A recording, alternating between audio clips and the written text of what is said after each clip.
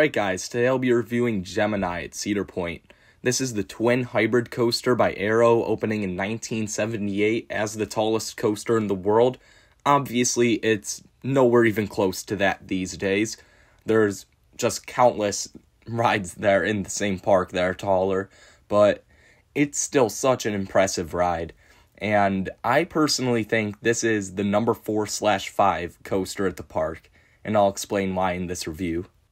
You can't really see this thing from the causeway, but when you're going through Gemini Midway, obviously this thing dominates Gemini Midway. It wouldn't be called that if it didn't dominate it. It looks really cool. It's this big, dense structure.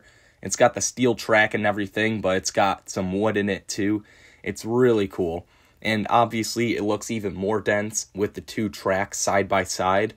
And overall, it's just a really cool looking ride. I also love sort of the theme to it, that it's a Gemini, and obviously Gemini is like a twin, so that's definitely a good theme, even though there's barely any theming. Once you actually get up into the station, there's like some flags or whatever, and like you can get red or blue side, and it'll say like Gemini, and it'll be colored red or blue, but that's literally all there is to the theming. The line itself is usually one of the shortest at Cedar Point. This is like similar to Blue Streak, I think, where most people sort of just brush it aside as sort of a family coaster compared to the others. But I would say rides like Millennium Force are more of a family coaster than this thing. Now, I will mention, I've only gotten the back row, so maybe my opinion would change if I got a middle seat or even front row. But this thing packs in some really good airtime. You do get to choose which side you go on, so that's kind of cool. From what I saw, red pretty much always wins. So, yeah, if you want to win, go on red side. But I haven't been on red side in a while, but they're pretty much the exact same, so I group them together in my rankings. The only thing I could see being better is one of the death drops. Like, one of the death drops could be better on blue side from the profiling I see, but that's about it. They look pretty much identical besides that. And I do remember red side being good when I rode it like 8 years ago, so I'm just clumping them together. Now, once you actually get into these trains, you're going to notice these are the exact same trains as Magnum. You have that same Arrow lap bar. This thing's amazing. Very non-restrictive. And then you've also got the seatbelt, which, again, don't be an idiot, and this won't hurt at all. Like, it's pretty much just the lap bar. Again, they won't let you get minimum verify at this park, but you should have a couple inches of room most likely. So you're going to pull out of the station, and you're going to hit this little pre-lift section. It doesn't do anything, but it's kind of cool, just gets you hyped up a little. Then you're going to head up your Arrow lift hill, and this is perfect. I just love these Arrow lift hills.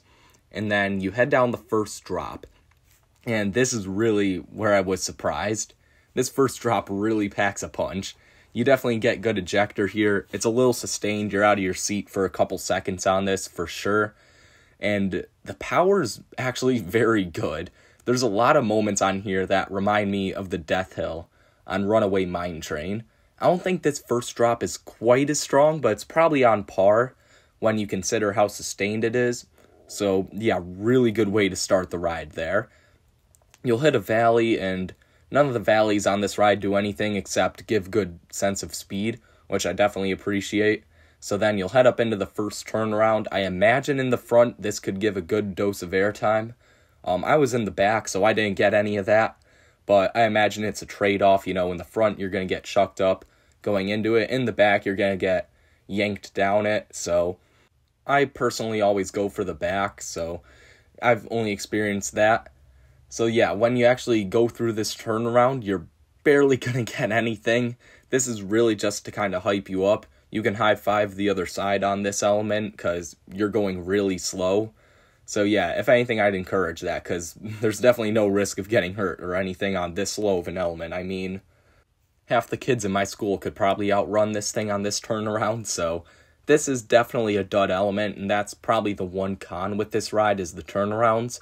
But then after this, you get another nice dose of ejector coming out of it. Yeah, it's another really strong pop. Not quite as sustained as the first drop, but probably on par in terms of strength. And then you hit this next hill, and it's a little stronger than the prior drop, I think, just about as sustained. So it's another really good moment of ejector. It's very surprising, and it's got that arrow feel to it. It's like Magnum, how it just wouldn't be built today. This type of profiling and this sharp of airtime, I guess is the best way to put it, just wouldn't happen on a modern, more refined coaster. These are by far some of the most sudden pops of ejector. So then you head up into this next turnaround. Again, in the front you might get something, but I can't tell you. All I know is in the back, this next turnaround also does nothing. So that's really a shame. But then you're going to hit the best part of the ride, at least on blue side. And I suspect on red side it could be on par, but you're kind of turning at a wider radius on the red side, so maybe it's not quite as good. But I suspect it would be pretty much the same as the blue side. And on the blue side, I got absolutely launched. Like, I don't even know how to describe it. It was stronger than the Death Hill on Runaway Mine Train. And it was a little sustained too. You know, it's not the most sustained thing in the world, but you're out of your seat for a bit, and it was really strong. Like, this thing absolutely shocked me. Like, this felt like a less sustained version of Magnum's first drop, almost. Like, it was really good. And, I remember red side being pretty good back when I rode it a while ago, so I assume red side gave the same effect. But, yeah, this element's just so good. Definitely the highlight of the ride. One of the best airtime moments out there, really. And then you come up into another Camelback, and you get another strong pop of airtime. Not quite as strong as the prior one, but it's still really good, and it's sustained too, especially in the back, because the drop-off is bigger than the ascent going into it, which is really cool. I like how not every Camelback on this ride is the exact same size. Like, it sort of keeps you on your toes in a way. So then after that, you're going to head into another turnaround. Again, in the front, you might get something going into it. In the back, I know you do nothing. But then on this turnaround, there's a set of trims. And at least on blue side, they definitely hit a little. I feel like they hit less on red from what I saw. So maybe that's why it kept winning. But yeah, on blue side, it tapped it a little. It didn't bring you to a screeching halt or anything. It wasn't as bad as Steel Vengeance's, but I think it tapped you a bit more than Magnum's did for sure, which was kind of a shame, because you could have gotten some really good laterals around this turn, I feel like, and you did a little, but not really. Like, you were sort of going to the right, but not really. It's hard to explain, but you, like, barely get laterals on this turn, and I feel like it could be like Phoenix's turnaround if you didn't trim here, so that's kind of a shame. But you have another good drop off this turnaround. Kind of felt like the first one, but a bit less sustained. And then you'll hit another good airtime hill. Sort of getting the same power of airtime as the prior drop off. And it's not that sustained either. These last few airtime moments are definitely the weakest on the ride, I feel like. And then you hit one more hill. And in the front, this could be really good, I feel like. Because in the back, you start to get good ejector, but then it cuts out really abruptly because of a trim, which is kind of a shame. You sort of are levitating out of your seat. You're about to get fully ejected, but then you kind of just stop and land back in your seat. So that's definitely the worst part of the ride, in my opinion. I get why they have the trim there, because I could definitely see this thing overshooting the brakes if they didn't have it. But I would have honestly preferred this to be on the Helix instead, but it's whatever. The ride's really good anyway.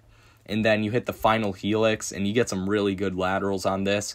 Not Magnum level or anything, not the Beast, but you get thrown to the left a little, and yeah, then you hit the brakes. And I will say, if you're stacking, you're going to be leaning either to the right or left, depending on which side you are, if you're in the back of the train. Because, yeah, this brake run's bizarre. Like, you're partially on the Helix if you're in the back of the train, which is really weird, but it's kind of fun just leaning off and looking at the Helix below you in the low zone and everything. So that's really cool. I kind of like that about this ride. It doesn't really hurt when you're leaning to the side, but yeah, it's a little fun touch that wouldn't happen today. Outside of a few janky transitions, like in the Helix, this ride is butter smooth. There's absolutely no rattle like there is on Magnum, which, if you know me, is kind of a shame because I like coasters to feel more alive. But for most people, that's a really good thing. And those few janky transitions really don't do anything. Like on the Helix, you can definitely tell there's some weird profiling. There's one point where you kind of stop getting thrown to the left, and then it starts again, but it's very gradual and tame. Like, there's nothing that's going to just very abruptly chuck you to the left or right. So, overall, this might be the most underrated coaster I've been on. I absolutely love this thing. There is just weird ejector pop after weird ejector pop, and it doesn't make sense why this ride's so good. This is sort of like Comet at Hershey Park for me, although I like this a lot better than Comet at Hershey Park. So for its final score, I'm giving it a 9 out of 10. And I will say, this is the lowest 9 out of 10 in my rankings. However, I just love how abrupt and good the airtime is and how much of it there is. And, oh my god, so many people need to talk about Gemini more.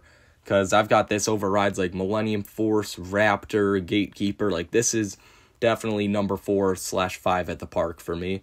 So let me know what you guys think of Gemini down in the comments below. Make sure to like and subscribe, and I'll see you guys next time.